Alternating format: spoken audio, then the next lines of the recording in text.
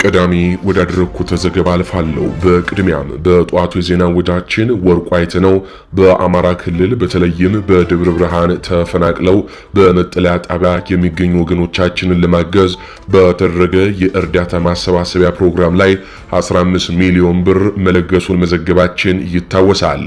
ከዚህ ጋር በተያያዘም የእርዳታ ፕሮግራሙን ያዘጋጀው ድርጅት የወርቁ አይተነውን ገንዘብ አልቀበልን ማለቱ ተነግሯል።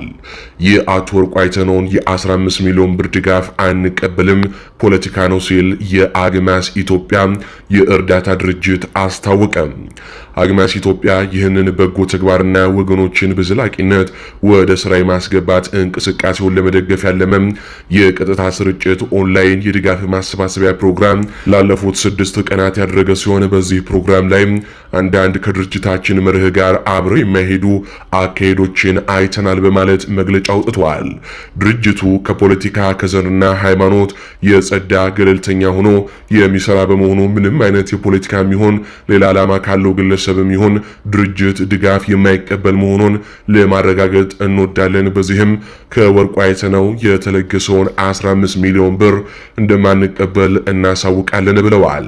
በዚህም መሰረት እንዲህ አይነት አመለካከት ያላቸው ጉዳዩን ከድርጅታችን ጋር ምንም አይነት ግንኙነት እንደሌላቸው በማረጋገጥ የድጋፍ ማሰባሰቢያ መርሃ ግብራችንንም በይፋ ማጠናቀቅና መዝጋታችንን እንገልጻለን በማለት አግማስ ኢትዮጵያ የተባለው የእርዳታ ድርጅት አስታውቋል። የሚገርም ነው። እንግዲህ ፕሮፌሰር አስራት ወልደየስ የአማራ ጠላቱ ሆዳሙ አማራ ነው ያሉት ዘመናዊ ሽሬ ንግግራቸው ስጋ ለብሶም አየነው ማለት አሁን ነው።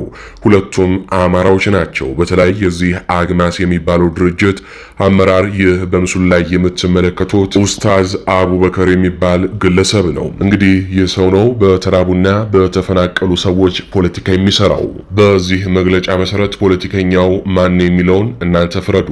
አቶ ወርቁ ወይንስ ደግሞ አግማስ የተባለው የና አቡበከር ድርጅት? አግማስ የተሰኘው በጎ አድራጎት ድርጅት ለተፈናቃዮች እያደረገ ባለው የእርዳታ ማሰባሰቢያ ፕሮግራም ላይ ከአቶ ወርቁ አይተነው የተለገሰውን 15 ሚሊዮን ብር አልቀበልም በማለት ይህንን መግለጫ አውጥቶ ተመልክተናል። የአቶ ወርቁን ድጋፍ የማይቀበለውም ከፖለቲካ ጋር ይገናኝብኛል በማለት እንደሆነም ገልጿል። የበጎ አድራጎት ድርጅቱ አመራሮች እዚህ ላይ ሰብአዊ እርዳታን ከፖለቲካ ጋር እንዴት እንደቀላቀሉት ባይገባኝም ከዚህ መግለጫ በመነሳት ፖለቲከኛው ማን የሚለውን ጥያቄ እንድናነሳም እንገደዳለን። እዚህ ላይ የፖለቲካ አቋም የያዙት አቶ ወርቁ ናቸው ወይንስ ደግሞ የበጎ አድራጎት ድርጅቱ አመራሮች? እስካሁን የፖለቲካ ፓርቲ ስለመሆናቸው በግልጽ ከማይታወቀው ከአቶ ወርቁ የተለገሰውን ድጋፍ የገፉት የድርጅቱ አመራሮች ከብልጽግና ፓርቲ ድጋፍ ቢሰጣቸው ኖሮ ይገፉት ነበር የሚለውስ ጥያቄ ነው። ለወደፊቱ በምታደርጉት የእርዳታ ማሰባሰብ ግንዛቤው እንዲኖረን ሰዎች ተርበው ድረሱልን እያሉ በሚማጸኑበት ሰዓት በእናንተ በኩል ለሰብአዊ ጥሪ ምላሽ መስጠት ያለባቸው እንዲሁም የሌለባቸው አካላትን በዝርዝር ልታሳውቁንም ይገባል ሲሉ ማህበረሰቡ እኒህን ድርጅቶች እየረገመና እየወቀሰም ይገኛል። ምክንያቱም እኛ እስከምናውቀው ድረስ ወርቁ አይተነው የፖለቲካ ድርጅት አሊያም ደግሞ ከፖለቲካ ጋር የተገናኘ ሰው አይደለም። ራሱን የቻለ ባለሀብት ነው። ወርቁ አይተነው አማራ በመሆኑ እንዲሁም ደግሞ ከፋኖ ጋር በተያዘ ባለው አመለካከት ብቻ የወርቁ አይተነውን ገንዘብ አንቀበልም ነው የሚሉት። እንግዲህ ይታያችሁ አንድ ሰው ባለው የፖለቲካ አመለካከት ብቻ የተራቡ የገዛ ወገኖቹን የረዳውን ገንዘብ አንቀበልም ማለታቸው እጅግ አስደናቂና አስገራሚ ነው። ከዚህ ጋር በተያያዘ እንኳንም ብሩ አልደረሳቸው እንላለን። ምክንያቱም ወርቁ አይተነው ለደብረ ብርሃን ለተቸገሩና ለተፈናቀሉ ወገኖቹም በቀጥታ በበርካታ መንገዶች ገንዘቡን ማድረስ ይችላል። እነ ኡስታዝ አቡበከር ግን ራሳቸውን ማስካቸውን ገልጠው አሳይተውናል። በተለይ አድማጭ ተመልካቾቻችን ከዚህ አግማስ ከሚባሉ ድርጅት ጋር በቀጣይ ሰፊ መረጃ ይዘንበት የምንመለስ ይሆናል። እዚህ አግማስ የሚባለው ድርጅት ውስጥ እነማናቸው መሪዎቹ? እነማናቸውስ ይህንን ድርጅት የሚያንቀሳቅሱት?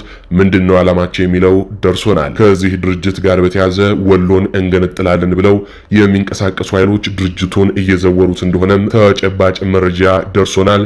በቀጣዮቹ የዜና ወጃችን በሰፊው የምንመለስበት ይሆናል። ከዚህ ጋር በተያያዘ አሁን ስቱዲዮ ከገባን በኋላ በደረሰን ሰበር ዜና አቶ ወርቁ አይተነው ምላሽ ሰጥተዋል። ድጋፉን ቃል ስለገባው በሌላ በኩል ለተረጂዎች ይደርሳል አቶ ወርቁ አይተነው። በትላንትናው ምሽት በሚደረግ በደብረ ብርሃን መጠለያ ጣቢያ ለሚገኙ ወገኖቻችን በቲክታክ በሚደረግ የድጋፍ ማሰባሰቢያ ፕሮግራም ላይ 15 ሚሊዮን ብር ለመለገስ ቃል የገባው ሲሆን ድጋፉን በአግማስ ኢትዮጵያም ለመስጠት ወስኜ ነበር። ነገር ግን በአግማስ ኢትዮጵያ የበጎ አድራጎት ድርጅት በኩል የወጣ መግለጫ ተመለከቱ።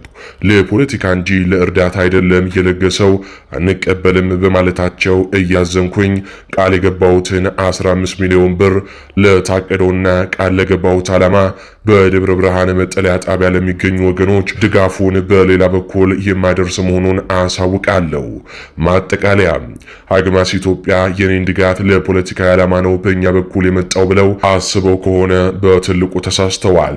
ለፖለቲካ መዋል ብፈልግ ሺህ መንገዶች አሉ። እኔ ግን ይህንን በሴራ ፖለቲካ ከቀውና ከእርስቱ ተፈናቅሎ ፍዳውን የሚበላ መከረኛ የአማራ ሕዝብ ለፖለቲካ ጥቅም የማውል ተራ ሰው አይደለሁም በማለት አቶ ወርቁ አይተነው መልእክታቸውን አስተላልፈዋል። ወደ ሌሎች ዘገባዎች አልፋለሁ። ኢሳያስ አሰብን አሳልፈው ሰጡ። ግብጽ በአሰብና ጅቡቲ ወደቦችን ለመገንባት ስምምነት ላይ መድረሷ ተገለጸ።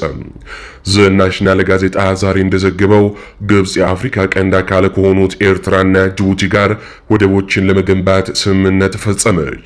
እንደ ዘገባው ይህ ስምምነት ግብጽ በአባይ ወንዝ ጉዳይ በገባችበት ውዝግብ በኢትዮጵያ ላይ እያካሄደች ያለችው ጫና አንዱ አካል ነው ተብሏል። ቅርበት ያላቸው ምንጮችን በዋቢነት የጠቀሰው ዘገባው ግብጽ እምብዛም የሚዲያ ሽፋን ባልተሰጠውና ባልተወራለት መንገድ ከሁለቱ ሀገራት ጋር የፈጸመችው የስምምነት ፊርማ የኤርትራውን አሰብ ወደብንና የጅቡቲውን ዶራሌ ወደብ አቅም ማሳደግ የሚል መሆኑንም አስረድቷል።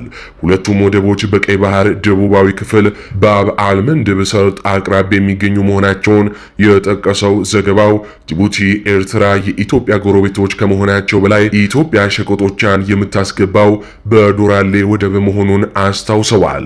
ዘገባው ሲቀጥልም ግብጽ በቀይ ባህር ላይ ከ2000 ኪሎ ሜትር በላይ ጠረፍ ያላትና ቀይ ባህርን ሜዲትራኒያንን የሚያገናኘው ስዊዝ ካናል የተቆጣጠረች ሀገር ናት ካለ በኋላ በተደጋጋሚ እንደ ኢትዮጵያ ያሉ የባህር በር የሌላቸው ሀገራት ወደ ቀይ ባህር ለመዳረስ የሚያደርጉትን ጥረት ስትቃወም መቆየቷንም አስረድቷል።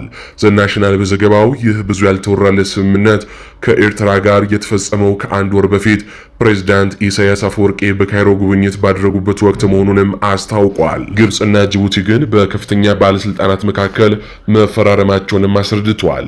እነዚህ ስምምነቶች ከሁለቱም ሀገራት ጋር ጠንካራ ወታደራዊና ፖለቲካዊ ግንኙነቶች የመሰረተችው ግብጽ በወደቦቹ ወታደራዊ እንቅስቃሴ እንድታደርግ የሚያስችላት እንደሚሆንም ገልጸዋል።